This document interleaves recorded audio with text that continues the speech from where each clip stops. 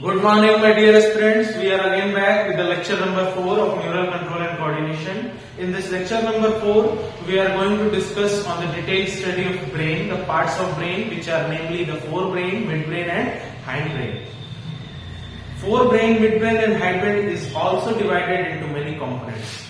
Namely, forebrain has 3 components. First one is the cerebrum, which is the largest part of brain. Second one is the olfactory lobe, Third one is the diencephalon. After this, there is midbrain. Midbrain has 2 components, namely the crura cerebri and the corpora quadrigemina.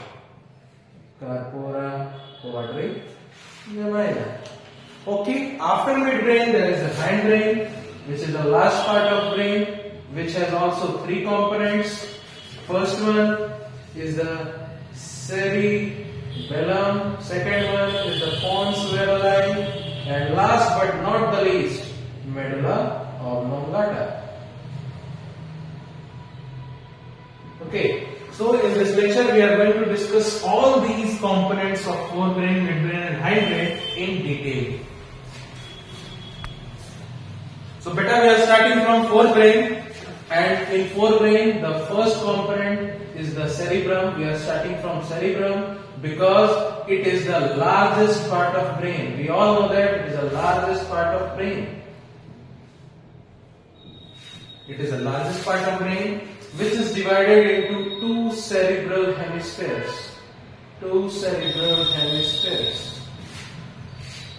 And these 2 cerebral hemispheres are attached from the downward through by corpus callosum and very muchly fissure from upper, which is called longitudinal fissure. I am going to show you the longitudinal fissure and corpus callosum and the attachment of both hemispheres on a diagram. So see here.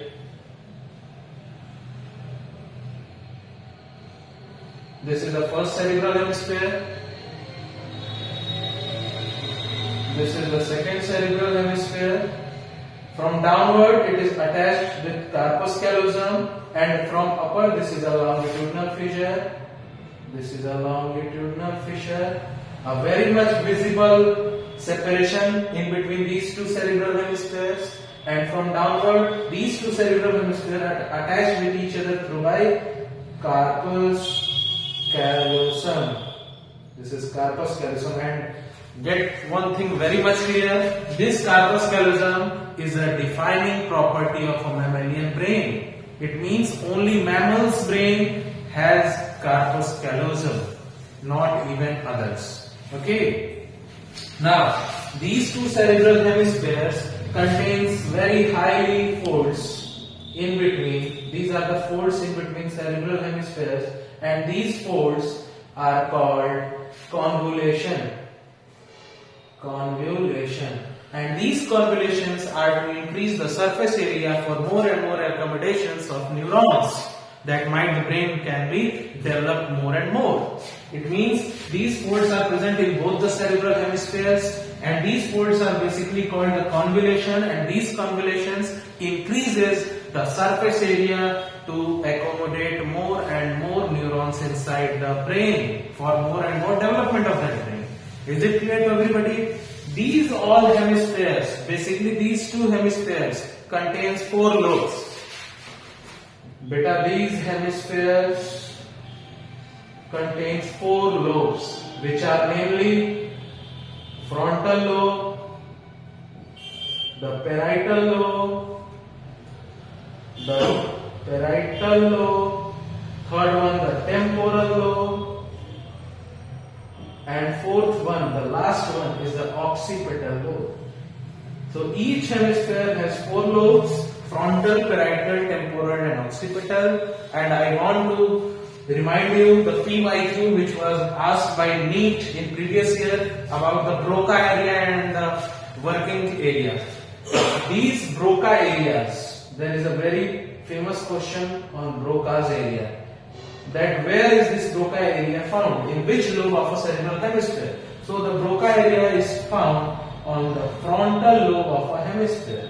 This is the answer. And Broca area is working for the speech formation. When we are going to speak something, speaking something, on that instant our Broca area is very much stimulating, okay, and very much active. So Broca area is associated with frontal lobe. This was a PYQ, previous year question of NEET. Okay. After the first part, cerebrum, we are going on olfactory lobe, the second component of our forebrain. Basically, when we talk about the olfactory lobe, these are two in number. Basically, these are oval-shaped body. Now, the word olfactory means related to the smell. I want to say you that the olfaction power of a female is very much higher than the olfaction power of a man. It means the olfactory lobe, the part of olfactory lobe in the brain is highly developed in the females in compared to males. Okay. And in other animals like rabbit, dog, these are having very much highly developed olfactory lobes. Okay. When we see the olfaction mechanism, this is our nasal chamber. Or we can say the nasal cavity. These are the nostrils, external nostrils. On the roof, on the terrace of this nasal chamber, here is an epithelium membrane which is called olfactory epithelium. These olfactory epithelium contains bipolar neurons.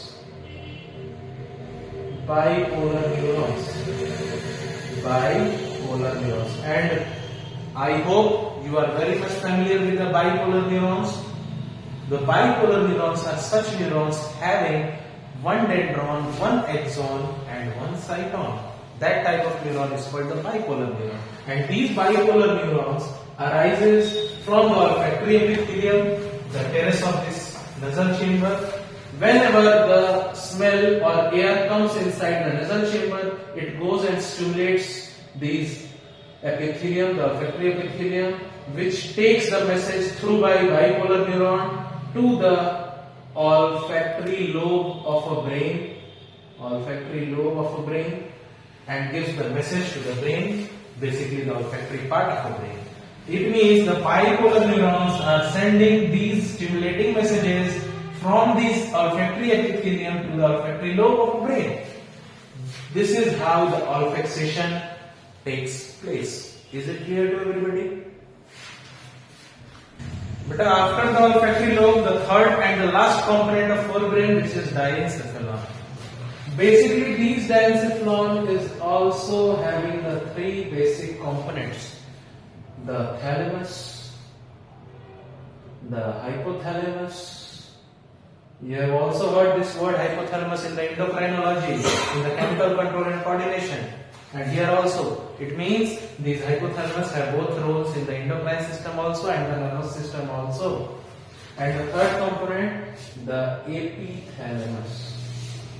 So the diencephalon having these three components: epithalamus, thalamus and hypothalamus. Now the word epi means this thalamus, this is located on upper part of this thalamus, and hypo means this is located just below the thalamus. It means there is some structure like this. Here will be thalamus. On upper side, this will be epithalamus, and at the lower side, this will be hypothalamus. This was the location of epithalamus, thalamus, and hypothalamus. Now, the function. Thalamus is basically the oval-shaped body. This is basically the oval-shaped body, which works as a relay center. Beta, do you familiar with the word relay? Relay means which connects two distantly located parts to each other. Okay, you have heard the relay race. In a childhood, we are playing the relay race. We are taking a thing and giving to a third person. That's why I see these thalamus, the oval shaped body will act as a relay center. When we talk about epithalamus, it is located just above the thalamus and acts as a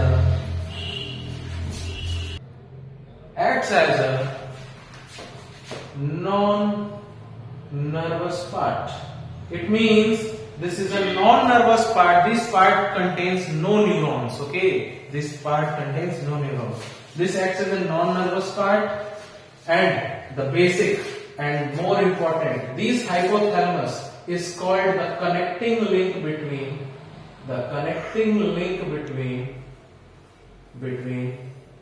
endocrine system, and nervous system. Why we call the hypothalamus the connective link between the endocrine system and the nervous system? It means the hypothalamus have both the roles, the endocrinal role as well as the neurocrinal role. It means the endocrinal role. We will not talk about the endocrinal role because we are going to study the endocrinal role of hypothalamus in chemical control and coordination, the next chapter. So basically we are going to study about the neural role, which means hypothalamus is responsible for the sexual desires. When a boy or a girl reaches the adolescence, they are having some sexual desires, which is also responsible from the hypothalamus, as well as the hunger center. If a person is suffering from hunger, is very much hungry for the food, it means the hypothalamus is also there for that. The thirst center. Do you know thirst? Pyas lagna. The satiety center. Do you know what is satiety? The word satiety means पेट भर गया. This feeling is called the satiety feeling. Okay, this is also responsible for the satiety center. These are some role of hypothalamus. As well as one more important role, it maintains the 37 degrees Celsius internal body temperature. We know that a human body has a normal body temperature 37 degrees Celsius. Okay, it is maintained by hypothalamus. That's why hypothalamus is also known as thermostat. Thermo means temperature and stat means static. Static means to make constant. Okay, thermo means temperature, stat means static, to make something stable. Okay, so these were the function of hypothalamus, thalamus and epithalamus. It means we have almost covered all components of forebrain, starting from the cerebrum, the olfactory lobe, and lastly this diencephalon. I hope this forebrain is almost clear to all of you. Now in our next lecture we are going to talk in the detailed study of midbrain as well as hindbrain. Thank you.